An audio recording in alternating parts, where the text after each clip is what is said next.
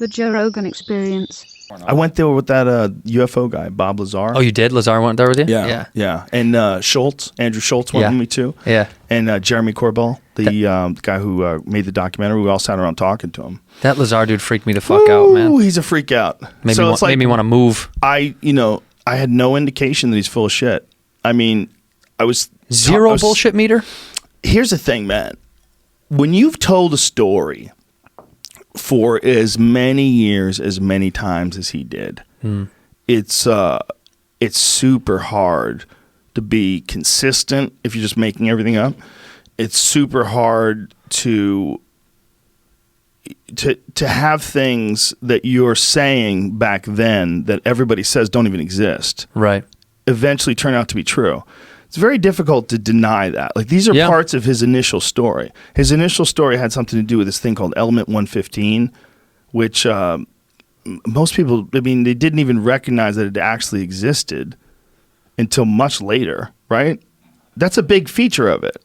When did he start talking about it? He started talking about the 80s. Yeah, I thought it was 70s to 80s, right? I think. A long time ago. But it's, I don't know enough about elements and the table to understand it. You're talking to a state school kid here. I don't know shit. We're both stupid. You're probably more educated than me, though. But at the end of the day, this guy is obviously smart as fuck, and he's a scientist that definitely worked at Los Alamos lab. There's a record of him there. Right. And they tried to deny that, and they tried to erase it. That alone tells me, just the fact that they tried to say that he didn't exist, he never worked at Los Alamos lab. That is freaking me out, That's huge man. freaky. Because in the 1980s, you don't think they could just erase your past? Right.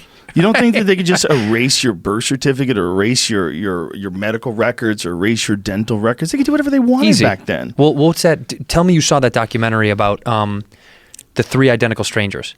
Did you watch that? I heard about it. I didn't see it. Bro. I heard. Oh, my God. I mean, essentially, in so many words, without divulging too much, 3 brothers are born. Triplets are born, and they are separated at birth, unbeknownst to them. They grow up completely independently, run into each other later in life. Jesus. This was in the 70s, I think it was, 70s. And they meet publicly on, maybe not Donahue, but one of those fucking big shows. You know, like they bring them all together. Yeah. And they end up finding out later in the documentary, spoiler alert, that there's a company who is doing this, that's doing trial tests on babies that are separated and putting them with different families to find out if they end up growing up with similar characteristics. It's a nature versus nurture. Yeah, nature nurture scientific experiment. Yeah. But imagine how sick you have to be. Fuck. To decide to separate kids. Yep. And show up and test their family to find out how they're breeding these or how they're growing these children. Jesus Christ. Gross as fuck. You watched it, right, Jamie? Yeah, they'd come test them every week or two and just be like doing checkups, and the parents almost didn't even know. I'm not sure. Well, one of the parents seemed to be more keen about it, and the other ones just felt like, well, they were getting money for it, so they were like, this is just a part of a program that we're in. Bro, how is that much different than aliens abducting people and that's what I'm saying. medical tests? It's not. That's my point. Is like if they got away with that, involuntary life and genetics test, bro. Involuntary. Supposedly they have the data from that too. Like the nurse or the assistant from the doctor that was doing it says there is data. She has read it, but it has never been released, and it should be because they fucked up all these people's lives. Wait! You're leaving out an important part. Probably. It's in a library in like Harvard library, and it legally can't be released to the public. It's something it's someone's holding on to it, and it cannot be released. They've tried hundreds of times, and it's got a 2050 release date or whatever. They're waiting for these people to die. Yeah. So then it'll just go away and no one will think about it anymore. It's fucking, dude, watch it. It'll fuck you up. I'm scared. And then you find out in the documentary, they're not the only ones. They've done this over and over and over and over.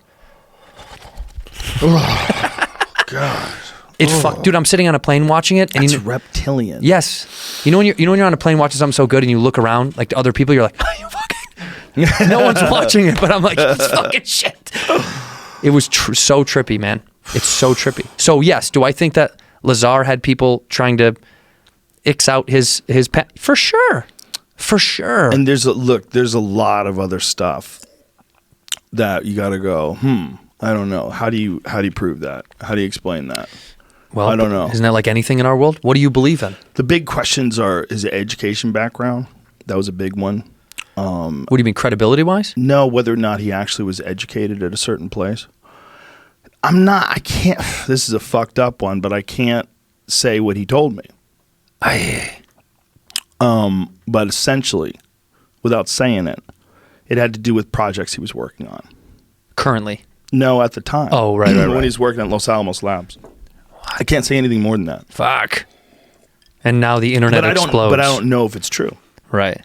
I told him I wouldn't say anything, so I said I wouldn't say anything, and I'm not going to say anything. But whatever he said about all these different things, only he knows if it's true. So when you're talking to a guy, he doesn't seem like a liar. Seems like he's very intelligent. I mean, when he's talking about all kinds of different things, very intelligent. So either he's running the greatest 30-year con of all time, or maybe this really did happen. When you talk to him, so you're just guessing. You don't know. I don't know his life. I don't know his real life, right?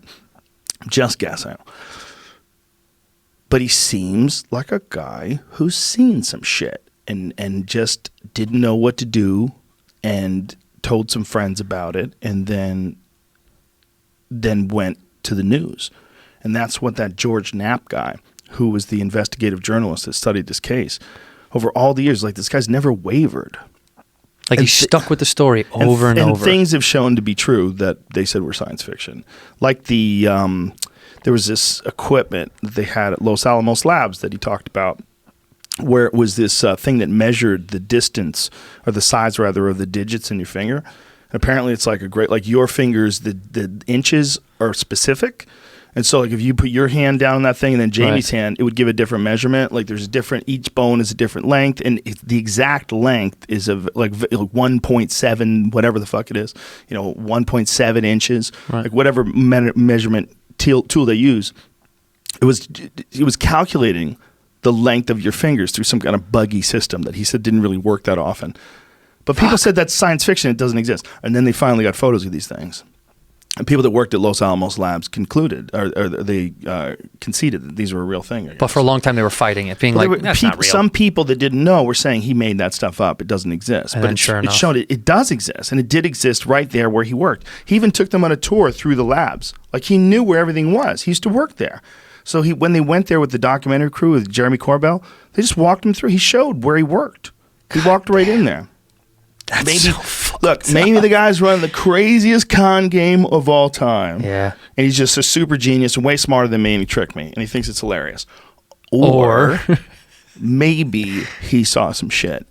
What he was explaining that made it more and more interesting was how compartmentalized it was. And about how the problem with being so compartmentalized is that science is based on free exchange of information. Right. You have to have guys who are testing all these different things and working on them together.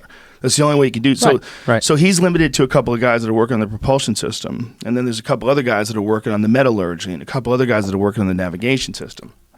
And they chose him because he was kind of a maniac, and he put a fucking jet engine in the back of a Honda, and it was on the cover of the Los Alamos newspaper. Right. And it said in the article about Bob Lazar with his fucking jet-powered Honda that he was a scientist at Los Alamos Lab, a physicist. So this was in the newspaper. They printed this when this guy was doing this thing where he said he was living at the time in the area where Los Alamos was, and it said in the newspaper that he worked at the lab. There's a fucking logbook of employees. It's got his name in it from that time. A guy had it. He showed it. They took photos of it. They showed it to everybody. Look, we have an employee logbook. Yeah. Like this, or the employee directory, rather. Robert Lazar, right there. So he worked there. He really did work there. How could you fabricate that shit? Everybody's scared to talk. All the people that he worked with are scared to talk. Why do you think, though? Look at what's happening to him, man. He looks like a fool. The FBI raids his house. Everybody calls him crazy. He didn't want to have anything to do with this. The only reason why he wanted to do my podcast, he wanted one more chance to just get it out in a form where it's just him talking. And he felt like he and I, and we both talked about it. I think me and you talking. I'll just let you talk. You tell me what happened, and I'll let everybody figure out if it's true. I don't know. What do you think, honestly? There was parts of me that said maybe I'm just dumber than this guy, and he's like really manipulative, and maybe he just knows how to tell a story and You're stick pretty with fucking it. keen, dude. I know, but it's a tricky thing, man. You can get cocky. You can get cocky. I feel like you can get cocky and think that you know that someone's not full of shit. Yeah, but I feel like you talk to enough fucking people who are and aren't full of shit that your meter is higher than most. I'm also nice. So when I'm trying to talk to someone, I want things to work out well. You're giving the benefit of the conversation. doubt often. I want them to have a good time. Yeah. When we're talking, I don't want to confront people. Yeah, even if I angrily disagree with every fiber in my being. As I've gotten older and better at talking to people, I avoid that kind of conflict. Right. I don't think it's necessary. But I just think your bullshit meter is keen enough where you'd be like, I think it's super cocky to say that. I would like to think it is. Yeah, my ego would like to say, bro, I can fucking tell. You can't lie to me, bro. Just try to lie. I've had people lie to me, man. Dude, I know NASA, bro. That ain't NASA stuff. You know what I mean? I think there is times when you know someone's full of shit, and there's times where you think you know someone's full of shit and you're wrong. And then, it's like this whole thing of looking in someone's eye and talking to them. Sometimes someone will tell you something like, oh, bro, I didn't even know you called me. You're like, you motherfucker. You fucking see it right in their eyes. Like, you piece of shit. You didn't I didn't know. see your text, man. I didn't even see it. You didn't? It said you fucking saw it. Come on, bitch. Yeah, fuck that shit.